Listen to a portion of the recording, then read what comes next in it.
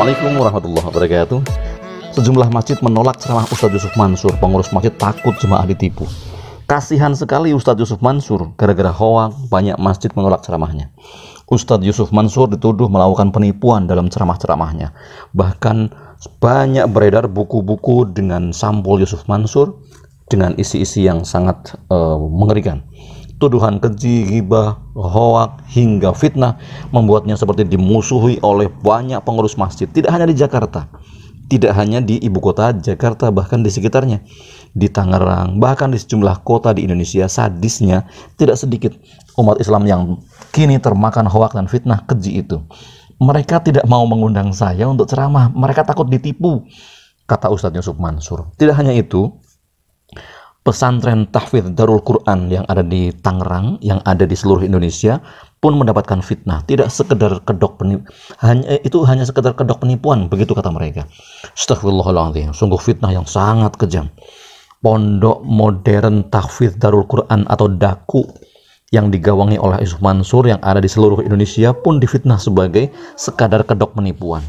Kita mendoakan semoga Ustadz Yusuf Mansur tetap sabar, tetap tidak menyerah di jalan dakwah meski beliau banjir fitnah.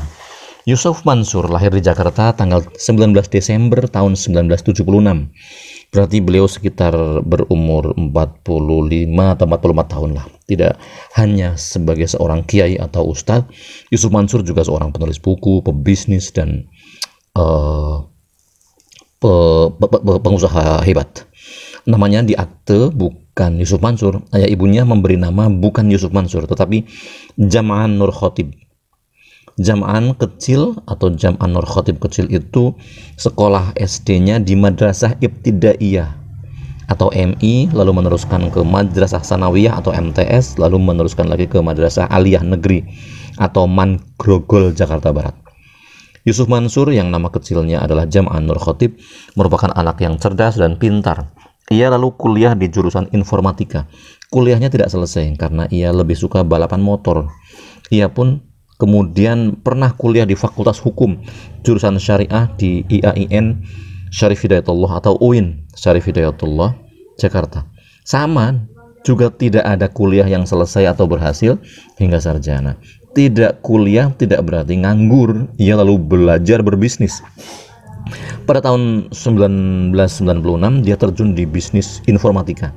Sayang, justru di bisnisnya itu menyebabkan ia terlilit hutang mencapai miliaran. Bayangkan, tahun 96 utang miliaran, Masya Allah.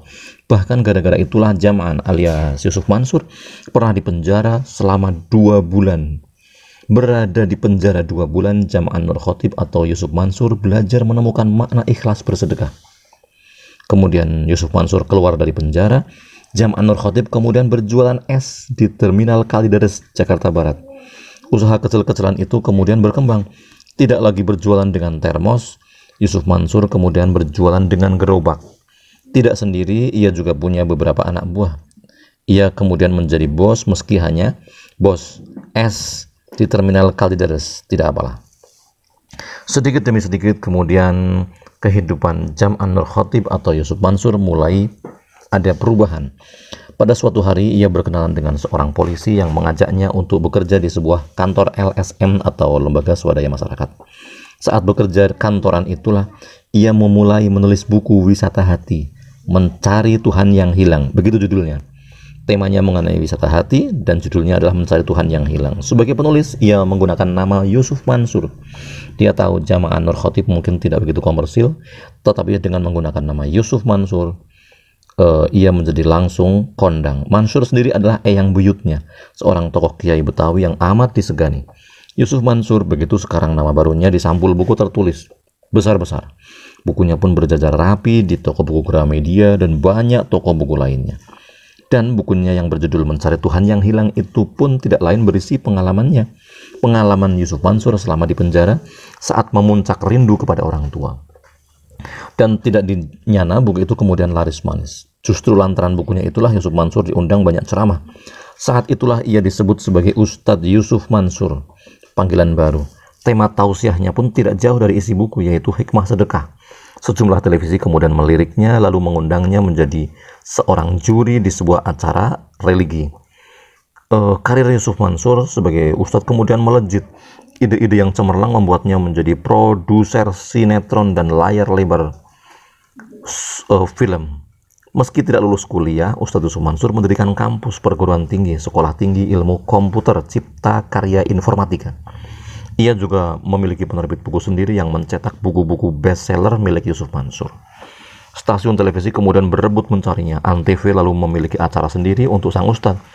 Begitupun MNC TV, lalu RCTI yang menayangkan sinetron karya Yusuf Mansur, dan sebagainya dan sebagainya. Tepat pada hari Kamis 29 Maret 2007, dari sebuah musola kecil di kampung Bulak Santri di Karangtengah, Tangerang, Ustadz Yusuf Mansur memulai mimpi dan cita-cita. Dari musola kecil di kampung Bulak Santri itulah, yang bersebelahan dengan kuburan itulah, Yusuf Mansur mendidik santri-santrinya, calon-calon penghafal Al-Quran, dan kini pesantren Darul Quran berkembang sangat pesat. Ribuan santri, bahkan puluhan ribu santri dari seluruh Indonesia mengaji di Darul Quran. Darul Quran itu berada di seluruh Indonesia, dan kini pesantren Darul Quran penghafal Al-Quran telah berdiri di banyak kota di seluruh Indonesia. Dan kini siapa yang tidak mengenal Ustadz Yusuf Mansur? Semoga beliau istiqomah di jalan dakwah. Mesti kini banyak hoak dan ghibah, banyak tuduhan yang menyebutkan bahwa beliau adalah seorang penipu.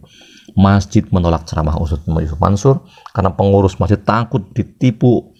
Begitu kabar yang disampaikan. Kasihan sekali Ustadz Yusuf Mansur, gara-gara hoak banyak masjid menolaknya. Yusuf Mansur dituduh melakukan penipuan dalam ceramah-ceramahnya. Tuduhan itu membuatnya dimusuhi oleh banyak pengurus masjid. Tak hanya di Jakarta, bahkan di seluruh Indonesia pun kabar kayak gitu menyeruak, dan sadisnya tidak sedikit yang termakan hoak dan fitnah keji. Tak hanya itu, pesantrennya pun dituduh sebagai hanya sekadar kedok penipuan.